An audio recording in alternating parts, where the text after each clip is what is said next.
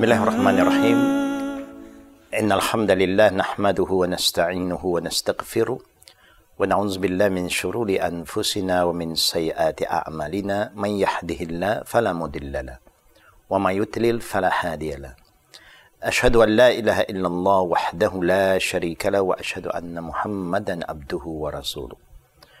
Wa ba'du. Assalamualaikum warahmatullahi wabarakatuh. Dear brothers and sisters, Alhamdulillah, today we are going to discuss about important issues or topic is about nikah in Islam. When you talk about nikah, the Prophet ﷺ reminds us, nikah means sunnati.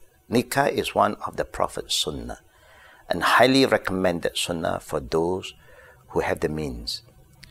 And the Prophet ﷺ also reminds us that nikah also is an act of ibadah, it's an act of worship. So worshipping in Islam is not just praying 5 times a day, fasting, performing Hajj or Umrah. Even nikah is one of an act of worship. Now, brothers and sisters, there are 7, some people may say less than that, but I'm going to make it very clear, 7 requirements or conditions that everybody have to look into it carefully when you want to perform a nikah. Number 1 is the man to be a husband. Number 2, you must have the woman to be a wife.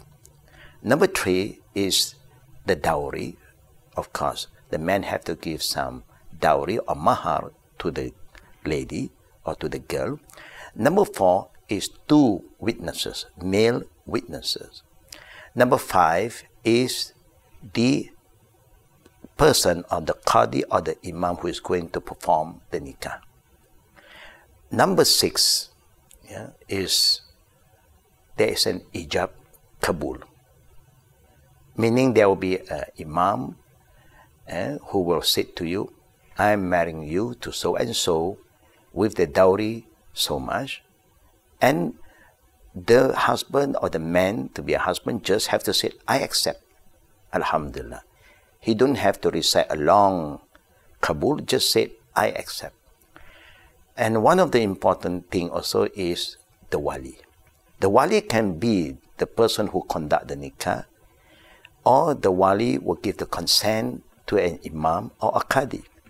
So there is an option over there. He as a wali, that means the father, the uncle, the brothers, and so on, can conduct and perform the nikah. But if they are not used to it, they can just appoint an imam or a qadi to conduct the nikah on their behalf. So these are the 7 things that everybody must be aware of when a nikah ceremony is concerned. The Prophet ﷺ encouraged the man to put his right hand on the forehead of the wife and make a dua. A short dua, Allahumma inni as'aluka min khayriha wa khayri ma jabaltaha alay wa a'udhu bika min sharriha wa sharri ma jabaltaha alay.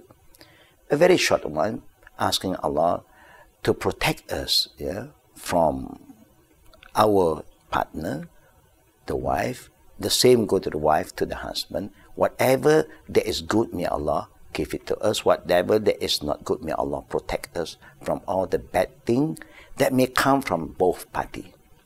Because being human, we are not perfect. Everybody have their own weaknesses here and there, and no one really know the characteristic of a person until they get into a marriage life. But inshallah, with the right intention, Allah will protect all of us when we seek His protection. And also one thing that the Prophet recommends is, before they have any kind of intimacy, then they should perform 2 raka'at sunnah prayer, where the husband become the imam and the wife can be the ma'mum.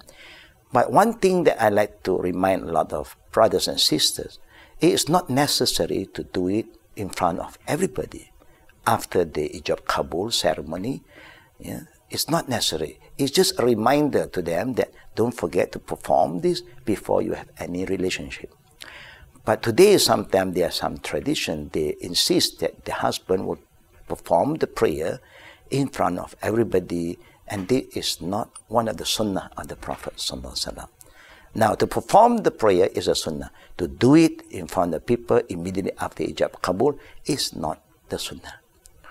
You may embarrass the guy, you know. Maybe everybody is looking at him, how he performed his prayer, whether he performed the prayer correctly or not. And all this also is something that we should not do it openly. Anything sunnah, the Prophet encourages to do it privately. Even if you're performing sunnah prayer, the normal sunnah prayer, the Prophet encourages us to do it at home more than in the masjid. The Prophet said in Sahih Muslim, "Afdal as-salat fil baytihi illa al-maktuba." The best prayer for the sunnah prayer is at home. So no one knows. It's between we and Allah Rabbul Alameen.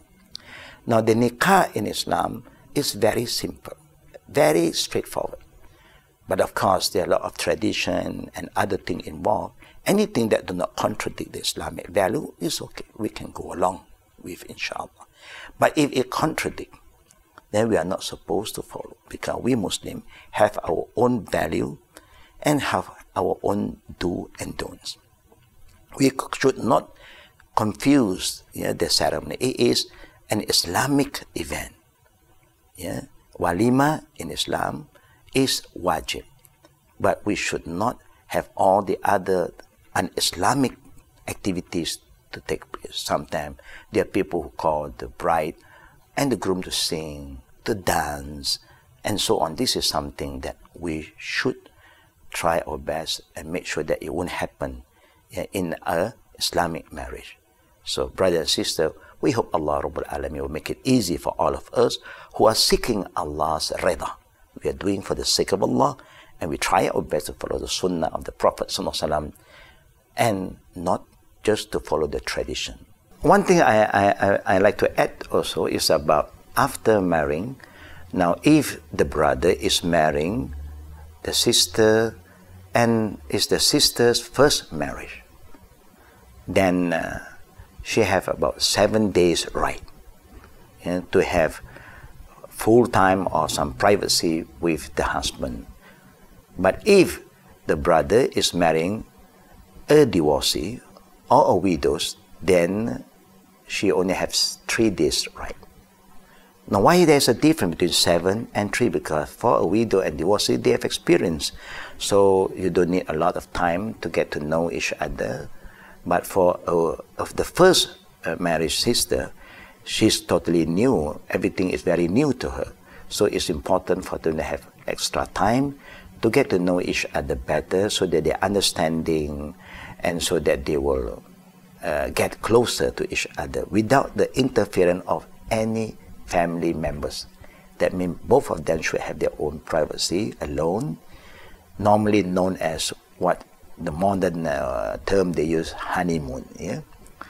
But it's important that they have their privacy. Now, the 7 days especially will also give enough time for each other to understand the do and don't of each other.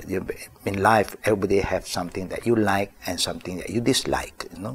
So we believe that the 7 days is enough for them to get to know each other's liking and disliking, so that we will not say something or do something that may hurt the feeling of both parties.